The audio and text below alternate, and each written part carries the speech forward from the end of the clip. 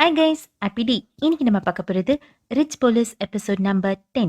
Episode ஸ்டார்ட்ல hero நான் உங்க ஃபேன்னு சொல்லி சங்கிக்கு கை கொடுப்பாரு. இப்ப மெதுவா ஹீரோ கூட்டிட்டு வர சங்கி இன்வெஸ்டிகேட் பண்ணுவாங்க. எதுக்காக ஹீரோவை அடிச்சிங்கன்னு கேட்டா ஹீரோ தான் அடிக்க சொன்னாலாம். ஏன்னா அடுத்த வீக் அவங்களுக்கு ஒரு ஸ்லாப் சீன் இருந்ததா, அதை பிராக்டிஸ் பண்றதுக்காக தான் கேட்டிருக்கா. சங்கியும் பழின்னு அடிக்க அதை தான் அந்த மேக்கப் ஆர்டிஸ்ட் பார்த்திருப்பாங்க. நெக்ஸ்ட் வீக் வேணா நான் அவனை லைட் அடிக்கிறேன்னு சங்கி சொல்ல ஹீரோ வேணான்னு சொல்லியிருப்பா. சரி டிஎன்ஏ மேட்ச் ஆனதை பத்தி சங்கி கிட்ட கேட்க சங்கிக்கு முதுகுல ரேஷஸ் இருக்கும்.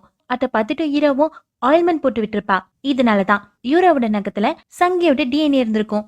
இப்ப சங்கியும் நீங்க அந்த ஸ்டாக்கரை கண்டுபிடிச்சிட்டீங்களான்னு கேட்க ஹீரோனும் ஆச்சரியமா ஸ்டாக்கரான்னு கேட்பாங்க.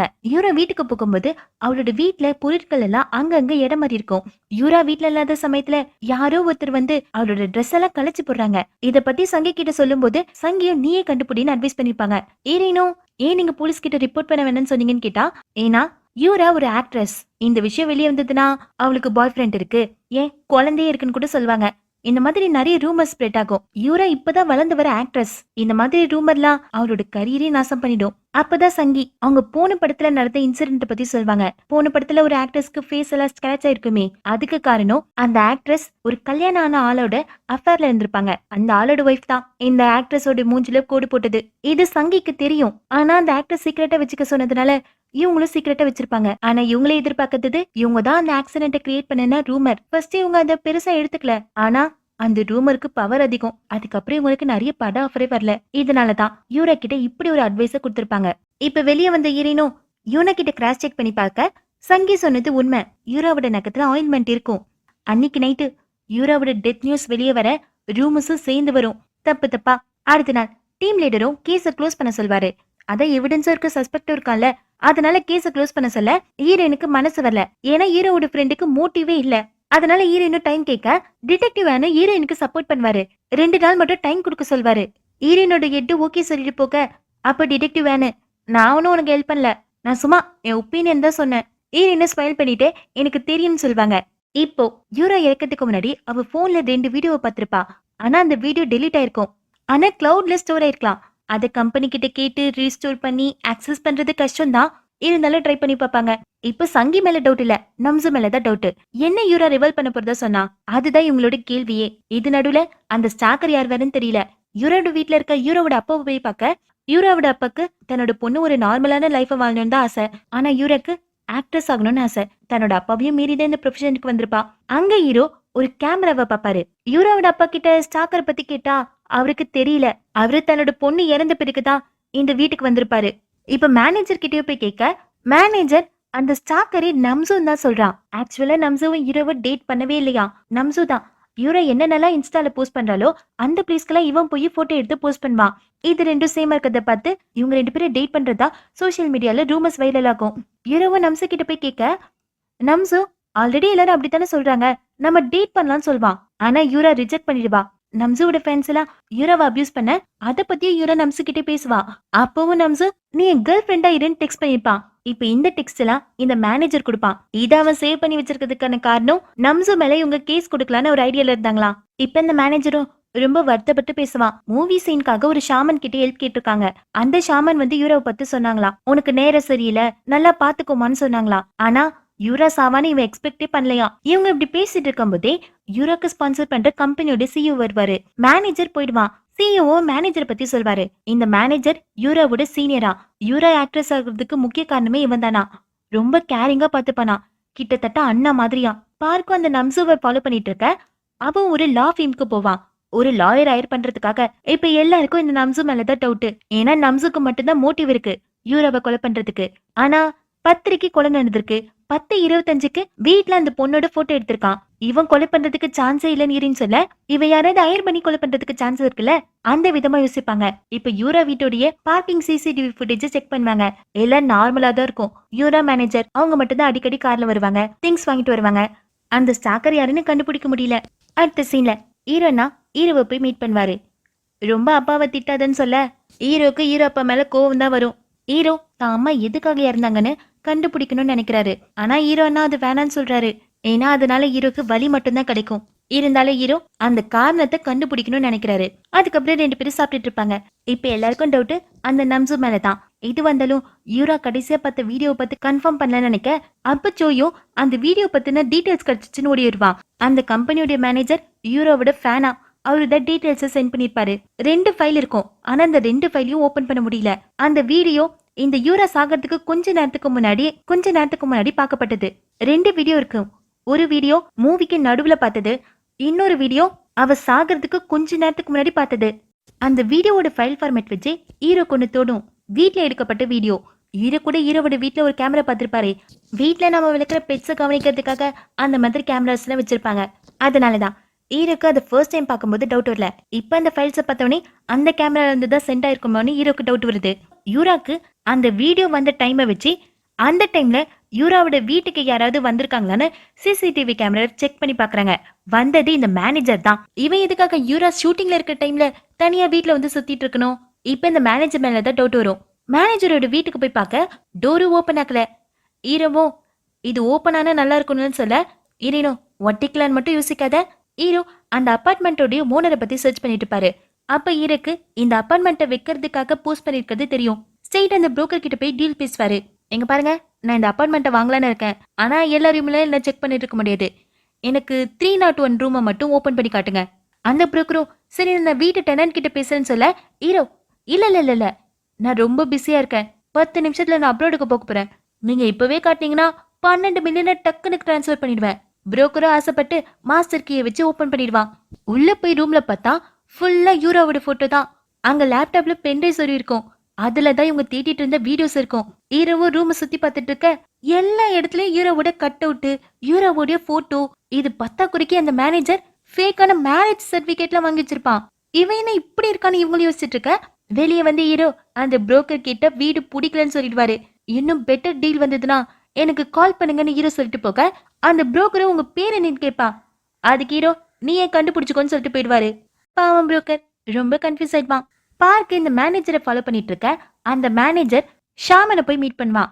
அவன் வந்ததும் பார்க்கும் போய் அந்த ஷாமன் கிட்ட இவன் எதுக்கு வந்தான்னு கேட்க, அந்த ஷாமன் அவன் ஏதாவது தப்பு பண்ணிட்டானா, அவனை சுத்தி ரொம்ப ரத்தமா இருந்தது, அவன் இங்க வந்ததுக்கான காரணம் செத்ததுக்கு அப்புறம் செய்யற சடங்கு எவ்வளவு ஆகும்னு கேட்கறதுக்கு. இப்போ எல்லாரும் போலீஸ் ஸ்டேஷன்ல இருப்பாங்க. ஈரனுக்கு கடிச்ச வீடியோ ஓபன் பண்ணி பார்க்க இந்த மேனேஜர் யூரா இல்லாத டைம்ல யூராவுடைய வீட்டுக்கு போய் அவ ட்ரெஸ் எல்லாம் மோப்பம் பிடிச்சிட்டு இருப்பான். பெட்ல புரண்டு என்னென்னமோ பண்ணிட்டு இருப்பான். ஆனா இதை வச்சுல அவனை மர்டர் கேஸ்ல அரெஸ்ட் பண்ண முடியாதுல்ல. என்னடா பண்றதுன்னு யோசிச்சுட்டு இருக்க ஹீரோ ஒரு ஐடியா சொல்வாரு. மூவியை திருப்பி ஸ்டார்ட் பண்ணலான்னு சொல்வாரு. இப்போ அந்த மூவியை மறுபடியும் ஆரம்பிக்க போறாங்க. ஹீரோ முன்னாடியே அவரோட ஐடியா பத்தி மத்த ஸ்டாஃப் மெம்பர் கிட்ட சொல்லிருப்பாரு. எல்லாரும் ரெடியா இருக்க ஹீரோவும் பேசுவாரு. ஹீரோவோட ஆத்மா இந்த இடத்துலயே ட்ராப் ஆயிருக்கும். நம்ம அவளுக்காக ஒரு சடங்கு பண்ணணும்னு சொல்ல, ஹீரோயின் ப்ராமிஸ் பண்ணதுனால ரிப்போர்ட்டரையும் கூட்டிட்டு வந்திருப்பாங்க. ரிப்போர்ட்டரும் ஆட பாவீங்களா இந்த மாதிரி ஒர்க் பண்ணுவீங்க, இவன் சேர்ந்ததுல இருந்து உங்க டீம் ஏன் இவ்வளவு மோசமாச்சுன்னு பார்க்க பார்த்து கேட்க, பார்க்கும் வாயை மூடிட்டு பாறான்னு சொல்லுவான். எங்க ஹீரோவும் எல்லாரும் ஹீரோவை நினைச்சு கண்ணை மூடுங்கன்னு சொல்ல, ஷாமனும் இப்ப ஹீரோ மாதிரி என்னை இப்படி பண்ணிட்டாங்க, நான் உங்களுக்கு என்ன பண்ணேன், என்னை எதுக்காக இப்படி பண்ணாங்க, நான் ஆசைப்பட்டதெல்லாம் ஒரு ஆக்ட்ரஸ் ஆகணும் தான், என் கனவை நாசமாக்கிட்டாங்க, நான் அவனை நம்பினேன், ஆனா அவன் என்ன கொன்னுட்டான், அவன் இங்கதான் இருக்கான். இந்த மாதிரி சொல்லிட்டு அந்த மேனேஜர் கிட்ட வர மேனேஜரும் எந்திரிப்பான். ஹீரோ பயப்படாதுன்னு உட்கார வச்சிருவாரு. ஷாமனும் இங்க வா இங்க வா, நீங்க இருக்க கூடாது, என்கிட்ட வான்னு சொல்ல அங்க இருக்கிற கேண்டில் எல்லாம் ஆஃப் ஆகும். அந்த இடமே லைட்டா இருட்டாக்க அங்க யூரா வருவா. யூராவை பார்த்தோன்னே இந்த மேனேஜரும் எந்திரிச்சு நிப்பான். சங்கியும் நம்சவும் என்னடாச்சு உனக்கு, எதையாவது பாக்குறியா நீன்னு கேட்க, யூரா அங்க பேச ஆரம்பிப்பான். உப்பா எனக்கு ஹெல்ப் பண்ணுன்னு அவளும் சொல்ல மேனேஜர் ஓடி போய் கட்டிப்பிடிச்சுப்பான். நீ ஓகே தானே அவனு கேட்க, யூராவோ எனக்கு ரொம்ப வலிக்குதுன்னு சொல்வா. இந்த மேனேஜரும் எல்லாம் ஏன் தப்பு தானே அக் பண்ணிட்டால. அங்க இருக்கிறது ஹீரோயின், ஆனா இவன் கண்ணுக்கு யூராவா தெரியுது. மேனேஜரும் நான் அப்படி பண்ணதுக்கான காரணம் நான் உன்னை லவ் பண்ணன்னு அழுதுட்டு இருப்பான். யூரா இந்த வீடியோ பார்த்தோன்னே இந்த மேனேஜர் பண்ண தப்பெல்லாம் கண்டுபிடிச்சிருவா.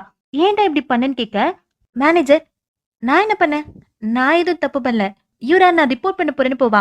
இவனை தடுத்து நிறுத்தி நமக்கு தான் மேரேஜ் ஆக்க போதுன்னு சொல்ல யூராக்கு ஷாக்கா இருக்கும். மேரேஜ் ஆக்க போதான்னு கேட்க, அதுக்கு இந்த மேனேஜர் நீ தானே சொன்ன 35 வயசுல மேரேஜ் பண்ணிப்பேன்னு, நான் நமக்காக ஒரு புது வீடு வாங்கி வச்சிருக்கேன், நம்ம 2 பேரும் கல்யாணம் பண்ணிட்டு ரொம்ப சந்தோஷமா இருக்கலாம்னு சொல்ல யூரா நான் 35 வயசுல மேரேஜ் பண்ணிப்பேன்னு தான் சொன்னேன், ஆனா நான் உன்ன மேரேஜ் பண்ணிப்பேன்னு சொல்ல. இப்படி ஹீரோ சொன்னதை அந்த மேனேஜரால ஏத்துக்கவே முடியாது.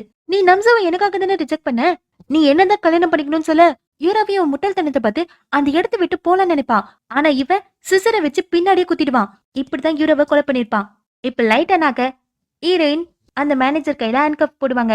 ஹீரோவும் கட்டுன்னு சொல்லி ஷூட் ஓகேன்னு கிளாப் பண்ணிட்டு இருப்பாரு. இந்த மேனேஜரை கூட்டிட்டு போயிடுவாங்க. ஹீரோயின் கிட்ட நீ சூப்பரா ஆக்ட் பண்ண, நீ ஜாம்பி மூவில நடிக்கிறியா, நான் இன்வெஸ்ட் பண்றேன்னு சொல்ல ஹீரோயின் போடாண்டு போயிடுவாங்க. இப்ப சோய் வந்து ஹீரோ கிட்ட பேசுவான். ஹீரோவும் அந்த கேண்டில் ஆஃப் ஆச்சு சூப்பர்ன்னு சொல்ல சோய் அது நான் பண்ணேன்னு சொல்வான். அப்போ ஓட்டுறன்னு 2 பேரும் ஓடி போயிடுவாங்க. இப்ப ரிப்போர்ட்டரை அந்த மேனேஜர் கிட்ட போய் கேட்பான், எதுக்குடா அந்த ட்ரெஸ் சேஞ்ச் பண்ணனு?